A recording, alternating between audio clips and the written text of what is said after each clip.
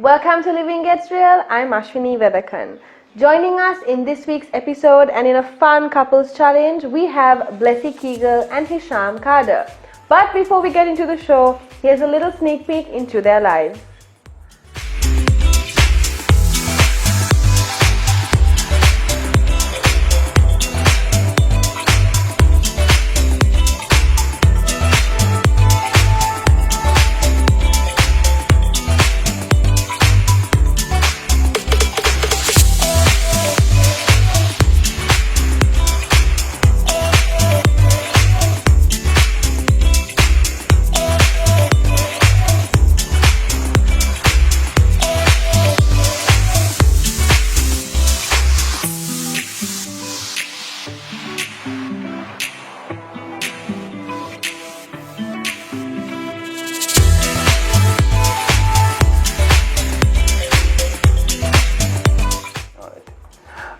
What is my full birth name? Mohammed Hisham Abdul Kader. Right? I say that, okay. What are your nicknames for me?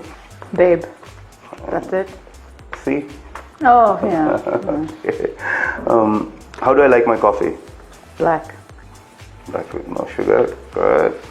Are you just not wanting me to get it right? Or I'm just saying, it's right, okay. What was my first job ever? First job ever, you were a server. PE teacher. What? That's it. You got paid for that? Okay. Did get paid for it. What did I want to be when I was a kid? Pilot. Yes. What's my biggest fear? Your biggest fear. I don't think you have any fears. Well, that's a problem. That's pretty good. Not exactly. Not being able to provide for the family. Which animal looks exactly like me? Which animal looks exactly like you? Wow, that could go wrong in so many different ways. Animal that looks like you. I don't know myself. So we've not really talked about this. I mean, I do put up a lot of posts on Instagram with you and Khalid, like from the wild, so I would say maybe thinking about that. See, I can't say lion because, for obvious reasons. A bear? I don't know. I would have thought walrus. I don't know. I'm just saying. Ball, big teeth. Have some self-esteem. Walrus is good. It's big. You don't have big teeth though. Okay, anyway. I'm just saying. Who is my celebrity crush? Your celebrity crush? I don't know. I don't think you have any. I just don't tell you. Okay.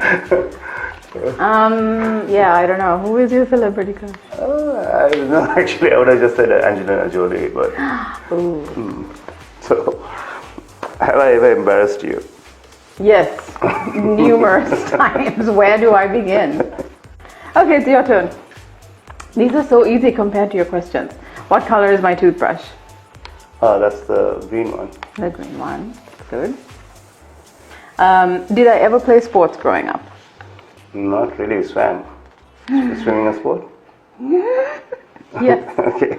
I swam, I played basketball, I played football. Swimming is what I knew you spoke about. That's fine, okay. Swimming. That was the official one, I suppose. We'll give him that. What's the biggest scar on my body? Well, I know it's the one on the eyebrow. What about my cesarean. Yeah, okay. Cesarean. Where have I always wanted to visit? Oh. Always want to visit. No, we spoke about it recently. Not Japan, no? Japan? You always been to Japan? Yeah. Greece. Or Turkey. That's you. Italy. It's close by. If you said EU, that would have made more sense. Who is my celebrity crush? Idris Elba. He's not She talks really- about it all the time. So. He's a good actor. What's the first thing I do when I wake up? When you wake up, check on Khalid. Yeah. What's my favorite color? Black. What did I crave the most when I was pregnant? Nothing in particular. Yeah, nothing in particular. What is my biggest pet peeve? What about me? Or yours No, in just in general? general, I guess. Not being organized. Oh, no, punctuality. Welcome to the show, Blessy, Hisham. It's good to have you here with us. Thanks for having us. Let's start with the first question, the most basic one. Yeah. How did you guys meet, and what was your first impression of each other? There you go. Okay, I'll go. We probably first officially sort of met in school, I suppose, because he used to teach us PE when we were kids, Long time young. ago. I can't remember, but she remembers. Yeah, he was so. awful. No, but I think as friends, when we both moved back from the States, so maybe about 10 years ago, I used to eat at his restaurant all the time, and used to see him busy, and then just from going out and hanging out with mutual friends, we had a lot of mutual friends. So Yeah, so my first recollection of meeting her was obviously the diner, but then obviously going around, meeting friends, common friends out and about, so that's how I remember basically. first impressions. I thought she was high maintenance. So I was just like, well, because she used to present herself really well and carry herself very well, so I was like, okay, wow, okay. That was something that always stood out. So even when I first we started dating, I was like, man, I thought you were really high maintenance. She's like, I'm not. And I was like, yes, now that we're dating, I know you're not, but it's just the way how she carried herself. Yeah. I mean, that's nothing wrong with that, but I'm just saying it was just like, I was like, oh, I would have to up my game. So Nothing wrong with that. I think my first impression of Carter was that he was always really hardworking, but like really friendly. You know, it just didn't even matter whether you were a security guard at a supermarket, a waiter, or just any one of his friends. I love the fact that he was just really open and friendly and was just so kind and honest. And it was just so easy to see because I observe people, and it was just nice because when you're in the same group of people, there are different things that you pick out about other people, around you and stuff. So that was one of the things I noted about him. It was so nice to see, yeah, so kind. Now, during the game, when you asked her if you ever embarrassed her, she said yes, and you said countless times. Do you want to share a certain time? Yeah, I mean, I guess it's easy to pick. I'm going to talk about the most recent one. Unfortunately, the people that we were with at the time, maybe thankfully, they aren't in Sri Lanka anymore, but I'm going to send this to them. But we were at a friend's house, and we were over because our kids are friends, and of course we know them well, and we were there for coffee, and we were just sort of hanging out, and they made coffee for us, and I love coffee. Maybe I'm a coffee snob, but he loves coffee too, right? Which is why I felt coffee to me, so I felt especially betrayed by you that day. Anyway, so they brought this coffee, and they were pretty happy about it, and they served it, and of course, because they know how much I love coffee, they were like, oh, I hope you don't mind. This is this brand of coffee. And I was like, oh yeah, no, it's fine. And he was just like, oh yeah, she doesn't drink that coffee. And I was just like, no, it's fine. Go ahead. And they're like, oh, we're really sorry. That's what we drink, and we think it's okay. And I'm brushing off the awkwardness. And of course, so they pour it, and I'm like, just sipping it really slowly, like, of course, just trying to be genial. And he's just like, why are you drinking that? You don't even like that. Yeah. And I'm like, it's fine. Just shut up. It's totally okay. No, it's good. I don't know what you guys have done, but it tastes amazing today too, of course, not make them feel as awkward. But he was like, no, I mean, if you don't like it, just leave it and just put it down. And I'm just like, it's fine. Carry on. Just shut up. But he's oblivious to social cues, and of course he thought that we're in a comfortable environment with friends, so what's the big deal? Just be honest. Too honest. And it was just the worst. And of course they were just laughing it off awkwardly, and I like the coffee, yeah. He was like, I'm like, fine, you drink it. And I just left it there. At that point, what are you going to say? I drank it too. I drank a cup of coffee. Yeah. It wasn't good though. I was just trying to be nice. Now, Blessy, you were in radio for a very long time, Yeah. right? If you were to evaluate its content, what do you think Sri Lankan radio lacks? Honestly, because I love radio so much, and I still listen to radio all the time because I still think that radio is still a very important medium here in Sri Lanka. People listen to the radio at work, on their phones, even at home, depending on the age bracket. And I just feel that a lot of times, especially radio presenters, because I was one, I suppose that maybe I focus a lot on people and what they're talking about. I feel that there is a big disconnect with who they are and the audience they're presenting to. I feel like a lot of the presenters feel that they have to be a certain way, put on a particular accent, and talk about things that they really cannot connect to. And I would much prefer if people who were on radio that we listened to were actually themselves and were happy to talk the way they talk, because honestly, the people listening will be able to connect with them a lot easier, instead of maybe talking negatively about the things going on in Sri Lanka and comparing us to other countries. There's a time and a place for that, I suppose, but it doesn't have to be a whole dogging out, so much so that you even remove your personality from being Sri Lankan.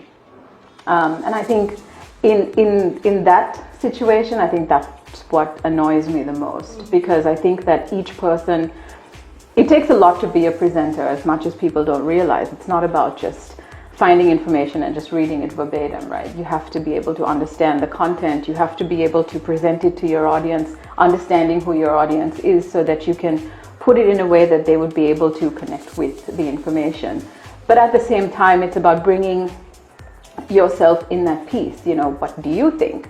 And how would it apply to someone in your social situation, as a mom, as a single person, as a person who is fluid in their gender, for example, their background. Do you have kids? I don't know. There's just a way to connect with someone else who's listening, and you don't have to pretend to be somebody else because you think that that's what people want to hear, or that's what they like, or that's what they'll find attractive.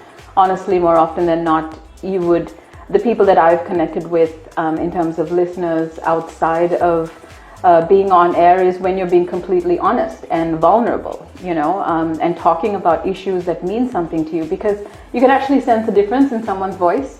You know what I mean? When you're passionate about something, when you're truly hurting about something, when you're happy and excited about something. And that's something obviously that I learned in the very early years, months of my career, thanks to really good bosses and mentors who helped me realize that. So it enabled me to really be open to sharing myself.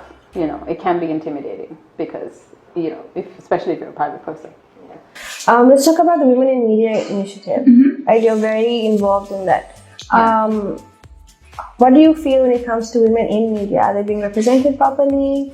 What do you think the ideology about the initiative is? Well, this is something that was really close to heart, especially being in the media for such a long time, and by long time I think just a little over a decade. I just feel that it was important to find or create a group of women that a space where women could talk about their experiences, learn from each other, also be able to draw from the expertise of other women that have been in the industry, but also have it be a space where we could learn to get to know each other instead of, in media, the thing is, right, there's always someone that you feel is doing better than you. There's an air of competitiveness because maybe there's so few spaces for women in different aspects of the media, right, whether it's TV, publishing, advertising, graphic design. I just think that if we got to know each other, if we got to really form genuine relationships, we would always want to be there for each other, protect each other, learn from each other, where we wouldn't have to worry about presenting or being a certain way. Because unless you get to know each other, you're not going to trust somebody, right, essentially. And I think that this would also encourage women who are coming up in university, in high school, that want to be a part of the media. It won't be as daunting because you know that there's a group of women that you can be a part of that will look out for you, that will give you job opportunities that you can learn from.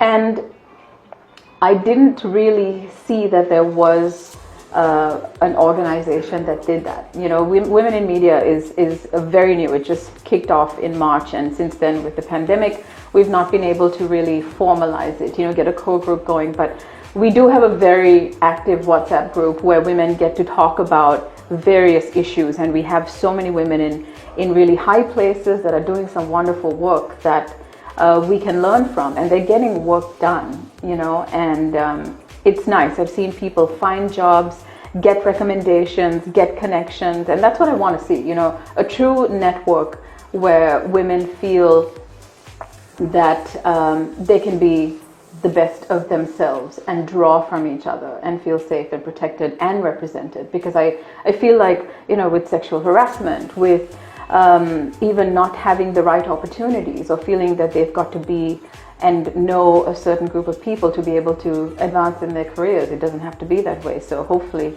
this group will evolve into, you know, what I have in mind, ideally. So yeah, I mean, from upskilling to self-defense to, you know, figuring out how to, you know, even working moms come up with, you know, potentially putting in creches at offices and really bringing those issues that we face on a daily basis into the forefront and making our voices heard. Nice. Now, Hisham, when it comes to the F&B sector and catering and SMEs, right? The SME sector was one of the worst hit during the pandemic. So what are some of the government initiatives you would like to see brought forward to revive that sector? Well, the government did try to provide moratorium to help us with, like, I guess, survive for a short period of time to see how we can pick ourselves up. But unfortunately, not everybody was able to get it because some of the banks wanted collateral. So when you're already SME and you're really struggling to put things together, most likely the only immovable collateral or anything would have been your equipment, your properties. So that really discouraged a lot of people from even applying. And the people who did go forward and apply, they were rejected. Some did get it, but I guess they did have some kind of collateral they could give. So for an SME that does not have that capital or a collateral they can give, something has to be given by the government to either give us as security so that we can confidently go forward and be like, look, we need this to survive or get us last for the first year at least. Now it's gone on to the second year. You know, so still a lot of people are struggling, still a lot of people are closing up. But if we had a bit more support in terms of that, well, another area where they can actually help is a lot of the SMEs which did close down or they scaled back went into, if you're talking about F&B purely, went into operations of cloud kitchen operations or virtual kitchens, cut back on overheads and tried a small operation. So they became reliant on delivery partners.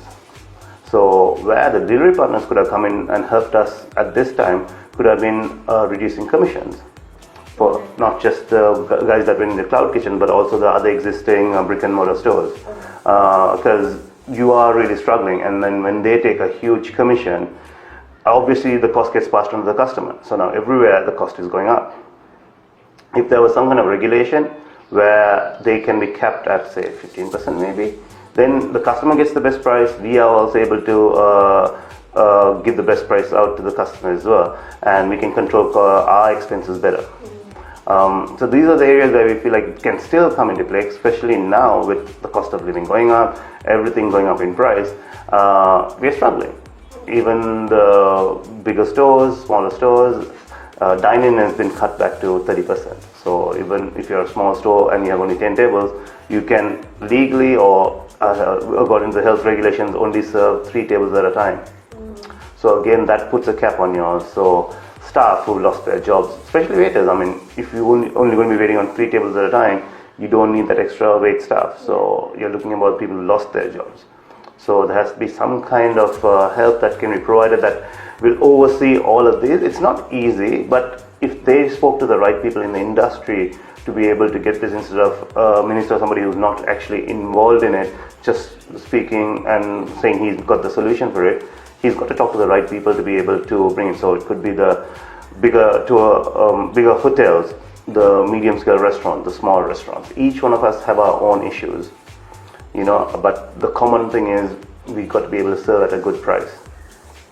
And delivery wise, we got to be able to have some kind of a cap on what the commissions we pay are. Yeah, for the riders, or for the delivery partners basically. All right.